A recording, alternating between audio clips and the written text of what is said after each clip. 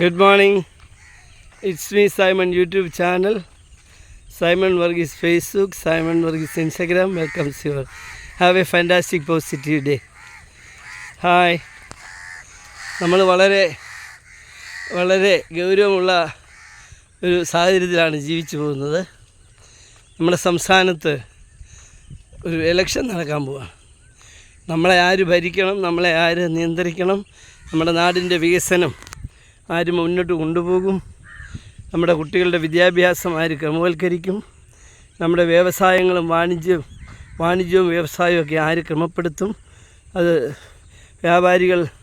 വ്യവസായികൾ അനുഭവിക്കുന്ന ഖിന്നതകൾക്ക് അവരെ ആര് താങ്ങും തണലുമായി നിൽക്കും എന്നൊക്കെയുള്ള ചിന്താഗതിയിലാണ് നാം ഓരോ മേഖലയും. അപ്പം ഇലക്ഷൻ വരികയാണ്. നിങ്ങൾ സ്ഥാനാർത്ഥികളെ തിരഞ്ഞെടുക്കണം അല്ലേ? അതാരെ വേണേൽ നിങ്ങൾക്ക് തിരഞ്ഞെടുക്കാം. അതിനകത്ത് നമ്മുടെ ചാനലിന് യാതൊരു അഭിപ്രായം, ഇതൊരു നിഷ്പക്ഷ ചാനലാണ്. പക്ഷെ അങ്ങനെ തിരഞ്ഞെടുക്കുമ്പോൾ നാം കാര്യങ്ങളൊക്കെ ഒന്ന് ചിന്തിക്കുന്നത് നല്ലതായിരിക്കും. ഇന്നലകളിൽ ഇവർ പറഞ്ഞ കാര്യങ്ങൾ ചെയ്തിട്ടുണ്ടോ? നാളെ അവർ പറയുന്ന കാര്യങ്ങൾ ചെയ്യുമോ? ഇതൊക്കെ ഒന്ന് പരിശോധിക്കുന്നത് നന്നായിരിക്കും. നമ്മുടെ കഴിഞ്ഞ 5 വർഷക്കാലം കേരളത്തിൽ ശാന്തി സമാധാനം ഉണ്ടായിരുന്നു എന്ന് പറഞ്ഞാൽ ആരും അതിനെ എതിർക്കുമെന്ന് എനിക്ക് തോന്നുന്നില്ല. കഴിഞ്ഞ 5 വർഷക്കാലം വ്യവസായത്തിൽ വൻ കുതിപ്പുണ്ടായി എന്ന് പറഞ്ഞാൽ ആരും എതിർക്കുമെന്ന് എനിക്ക് തോന്നുന്നില്ല. നമ്മുടെ ടൂറിസം രംഗത്ത് വൻ കുതിപ്പുണ്ടായി എന്ന് പറഞ്ഞാൽ ആരും എതിർക്കുമെന്ന് എനിക്ക് തോന്നുന്നില്ല. നമ്മുടെ റോഡ് ഗതാഗതം, വാഹനവുമായി തെരുവിലിറങ്ങുന്ന റോഡിനെ എല്ലാവർക്കും അറിയാം എന്തൊരു മാറ്റം വന്നത്. അപ്പം അതിനെയും ആരും എതിർക്കുന്നു. പിന്നെ എതിർക്കുന്നത് എന്തിനെ? ആൻറ്റി ഇൻകംബൻസി ഫാക്ടർ ഉണ്ടെന്നൊക്കെ പറഞ്ഞേക്കാം. എന്താ ഫാക്ടർ? അപ്പോൾ അത് ഒരു ചാനൽ കണ്ടപ്പം ഒരു ഭരണകക്ഷിയിലുള്ള ഒരു സ്ഥാനാർത്ഥി ചോദിക്കുന്നുണ്ട്, ഈ എന്താണ് ഇൻകംബൻസി ഫാക്ടർ ഉണ്ടാകാനുള്ളൊരു കാരണം പറയാൻ പറഞ്ഞപ്പം അത് പറഞ്ഞ പത്രക്കാരൻ വലിയുന്നുണ്ട്. ഈ കഴിഞ്ഞ 5 വർഷക്കാലം നമ്മുടെ കേരളത്തിൽ ഗവൺമെൻറ്റിനെതിരെ ഒരു ഇൻകംബൻസി ഫാക്ടർ ഉണ്ട് എന്ന് പറഞ്ഞ് ആരും വിശ്വസിക്കില്ല. എന്നും പറഞ്ഞ് ഈ ഗവൺമെൻറ് തന്നെ വരണമെന്ന് നമ്മൾ പറയുന്നില്ല, ജനങ്ങളാണ് ചിന്തിക്കുന്നത്. പക്ഷെ ചിന്തിക്കുമ്പോൾ ചില കാര്യങ്ങൾ ഓർത്തിരുന്നാൽ നന്ന്. മതേതര കാഴ്ചപ്പാട് നമ്മുടെ നാടിൻ്റെ ഉയർച്ചയുടെ രഹസ്യം എന്താ? മതേതര കാഴ്ചപ്പാട്. ഒരു മനുഷ്യൻ നമ്മുടെ മുമ്പിൽ വന്നാൽ അവൻ ക്രിസ്ത്യാനിയാണോ, ഹിന്ദുവാണോ, മുസ്ലിമാണോ, ബുദ്ധനാണോ, ജൈനനാണോ, ധാരാളം ജാതി മതങ്ങളുണ്ട്. കുറേ കൂടി താഴോട്ട് ഒത്തിരി വേണം, അത് ഞാൻ പറയുന്നില്ല. അപ്പം അങ്ങനെ ഉള്ള ആളുകൾ സന്തോഷമായിട്ട് ഈ നാട്ടിൽ ജീവിക്കുക. ഇവിടെ ഏതൊരു ചായക്കടയിൽ ചെന്നാലും ചായ കിട്ടും, അതും പൊതുവായിട്ടുള്ള ഗ്ലാസ്സിൽ തന്നെ കിട്ടും. നീ ആ മൂലയ്ക്ക് പോയി, അവിടെയാണ് നിൻ്റെ സീറ്റ്, അവിടെ നിനക്ക് കോപ്പയിലാണ് നിനക്ക് ചായ എന്നൊന്നും ഇവിടെ പറയത്തില്ല. പറഞ്ഞാൽ അത് അവൻ്റെ അവസാനമായിരിക്കില്ലേ, അത് നമ്മളെല്ലാവരും ഇടിക്കല്ലേ, ഇടിക്കണതല്ലേ അവർ. പക്ഷേ കേരളത്തിലെ സ്ഥിതി അതാ. ഇവിടെ വർണ്ണ ചിന്തയൊന്നും നമുക്കില്ല, നമ്മളെല്ലാവരും തുല്യമാണ് അല്ലേ. ഏത് റോഡിൽ കൂടെ നമുക്ക് പോയാലേ, ഈവൻ തമിഴ്നാട്ടിൽ കൂടെ പോലും ചില അതൊക്കെ ഇപ്പം സ്റ്റാലിൻ വന്നപ്പോൾ അതൊക്കെ മാറ്റിയെന്നാണ് എനിക്ക് തോന്നുന്നത്. മാറ്റിയില്ലെങ്കിൽ നാണക്കേടാ. ചില റോഡിൽ കൂടെ ചില ജാതിക്കാർക്ക് നടന്നുകൂടാ. നമ്മുടെ കേരളത്തിൽ ഇതുവരെ നടക്കുമോ? ഇതൊക്കെ ചുമ്മാ ഒരു സുപ്രഭാതി ഇന്ത്യയിലെ ഒരു ബ്രാൻഡഡ് സ്റ്റേറ്റായിട്ട് ഇങ്ങനെ ആരും തന്നൊന്നുമല്ല കേരളത്തെ. ഇവിടെ മിഷണറിമാർ വന്നു, അതുപോലെ തന്നെ രാഷ്ട്രീയ പാർട്ടി നേതാക്കന്മാർ വന്നു, നമ്മുടെ കലാകായിക രംഗത്തെ വ്യക്തിമുദ്ര പതിപ്പിച്ച ആളുകൾ വന്നു. അങ്ങനെ അവരെല്ലാം കൂടെ ചേർന്ന് നടത്തിയ പരിഷ്കരണത്തിൻ്റെ ഫലമാണ് ഇന്നത്തെ ഈ കേരളം. ആർക്കെങ്കിലും ഒരാൾക്ക് അതിൻ്റെ അതിൻ്റെ ഒരു ഗ്ലാമർ കൊടുക്കാൻ പറ്റത്തില്ല. നവോത്ഥാന നായകർ ഒത്തിരി പങ്കുവച്ചു. നമ്മുടെ മിഷണറിമാർ, നമുക്കറിയാം ഇവിടെ സ്കൂളും കോളേജും ഒന്നും ഇല്ലായിരുന്നു. ഇതൊക്കെ ഇപ്പോഴും ആരുടെ കയ്യിലാണ് കൂടുതലും, സ്വകാര്യ മേഖലയില്ല, പ്രത്യേകിച്ച് ചില കമ്മ്യൂണിറ്റി മേഖലകളിലൊക്കെ. പക്ഷെ എന്നും പറയാം അവരവരുടെ കമ്മ്യൂണിറ്റിക്കാരെ മാത്രമാണ് പഠിപ്പിച്ചല്ലേ, എല്ലാവർക്കും വേണ്ടി ഓപ്പൺ ടു ദി പബ്ലിക്കായിരുന്നു അല്ലേ. അങ്ങനെ വിദ്യാഭ്യാസം, ആരോഗ്യരംഗം, നമ്മുടെ ഡോക്ടർമാരും നഴ്സിംഗ് ഓഫീസർമാരും എല്ലാം കഷ്ടപ്പെട്ട് ഈ രീതിയിലാക്കി. ഇന്നിപ്പം ഏതൊരു സ്വകാര്യ ആശുപത്രിയേക്കാളും കിടപിടിക്കുന്ന രീതിയിൽ സർക്കാർ ആശുപത്രികൾ വളർന്നു വന്നു അല്ലേ. അപ്പം അങ്ങനെ നൂതനമായ മാറ്റങ്ങളാണ് നമ്മുടെ നാട്ടിലുണ്ടായത്. ഇപ്പം ഞാൻ ഈ വിദേശത്തൊക്കെ പോകുന്ന ആളായതുകൊണ്ട്, പോയിട്ടുള്ള ആളായതുകൊണ്ട്, യാത്ര ചെയ്യുന്ന ആളായതുകൊണ്ട് എനിക്കറിയാം. ഇപ്പം നമ്മൾ ദുബായി ചെന്നിറങ്ങുന്നതും നെടുമ്പാശ്ശേരി വന്നിറങ്ങുന്നതും ഒരുപോലെ. ദുബായി ചെന്നിറങ്ങിയാൽ എല്ലാ ഫെസിലിറ്റിയും ഉണ്ട് അവിടെ. നെടുമ്പാശ്ശേരി വിമാനത്താവളത്തിൽ വന്നിറങ്ങിയാൽ എല്ലാ ഫെസിലിറ്റിയും ഉണ്ട് അവിടെ. അവിടെ ഊബർകാരൻ നോക്കി നിൽക്കുന്നു, നിങ്ങളെ സഹായിക്കാൻ പോലീസ് ഓഫീസേഴ്സ് നിൽക്കുന്നു. രണ്ടിടത്തും ഉണ്ട്. Hi, good morning. അപ്പോൾ ഞാൻ പറഞ്ഞത് എല്ലായിടത്തും ഇതുപോലെ തന്നെ സ്ഥിതിയുണ്ട്, വ്യത്യാസമില്ല.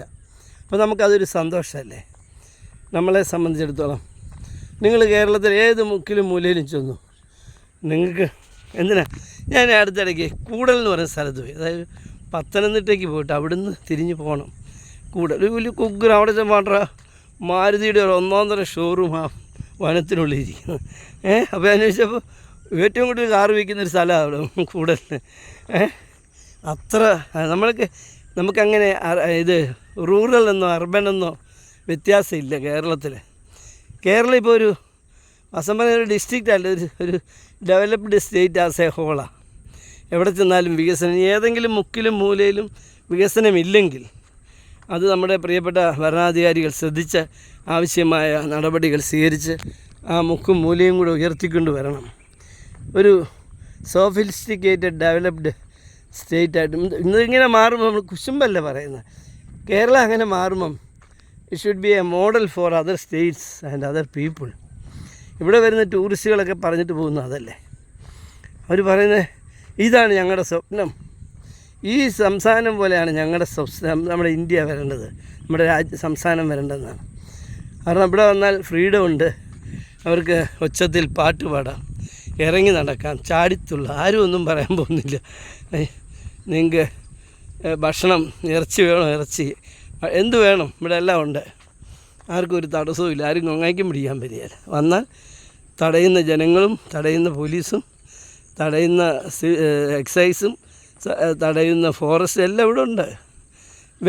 വെൽ എക്യുപ്ഡ് സ്റ്റേറ്റാണല്ലേ. ഒരു നീതി ഏറ്റവും കൂടുതൽ കേസുള്ള സ്റ്റേറ്റ് ആണെന്ന് വെച്ചാൽ കണ്ണുടച്ച് പറയാം കേരളമാണ്.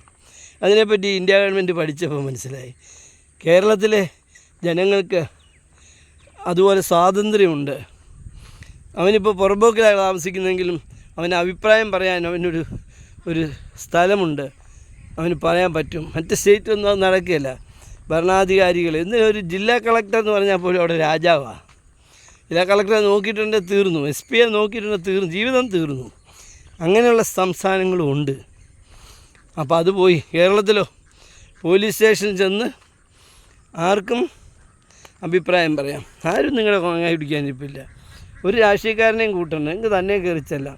ഇവിടെ ഒരു PR ഇരിപ്പുണ്ട്, എന്നാന്ന് ചോദിക്കും, കാര്യങ്ങളൊക്കെ പറഞ്ഞു ഒരപേക്ഷ പൂരിപ്പിച്ച് കൊടുത്താൽ അപ്പോൾ തന്നെ റെസീറ്റ് തരും, FIR ഇട്ടാൽ കോപ്പി തരും, നിങ്ങളുടെ മൊബൈൽ ഫോണിൽ തന്നെ നിങ്ങൾക്ക് കോപ്പി ഡൗൺലോഡ് ചെയ്തെടുക്കാം. അങ്ങനെ എല്ലാ മേഖലകളിലും വളർച്ചയാണ്. തീർച്ചയായിട്ടും ഇനി വരുന്ന ഗവൺമെൻറ് ഇതിനേക്കാൾ വലിയ ഒരു സ്വപ്നവുമായിട്ട് വേണം വരാൻ. അത് LDF ആകട്ടെ UDF ആകട്ടെ, ഒരു വലിയ സ്വപ്നവുമായിട്ട് വേണം വരാൻ.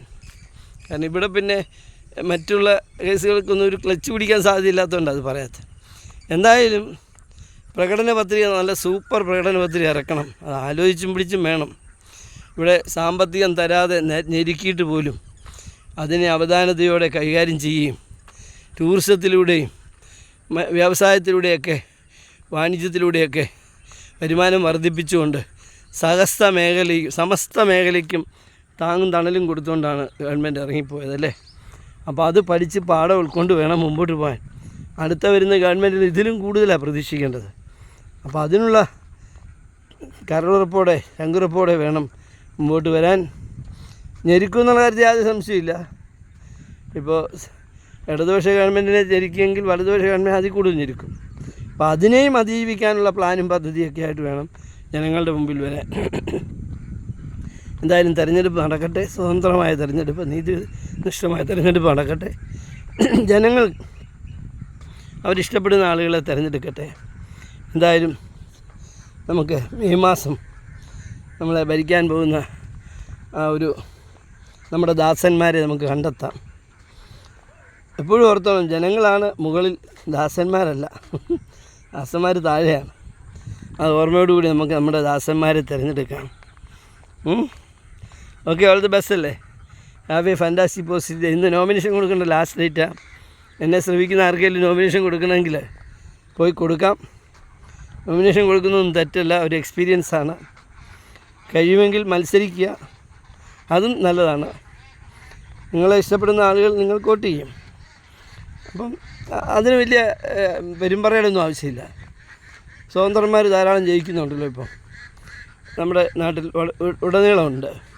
കഴിഞ്ഞ 5 വർഷക്കാലം കോട്ടയം മുനിസിപ്പാലിറ്റി ഭരിച്ച ഒരു സ്വതന്ത്രയായിരുന്നു, അറിയാമോ, ചെയർപേഴ്സണായിട്ട്.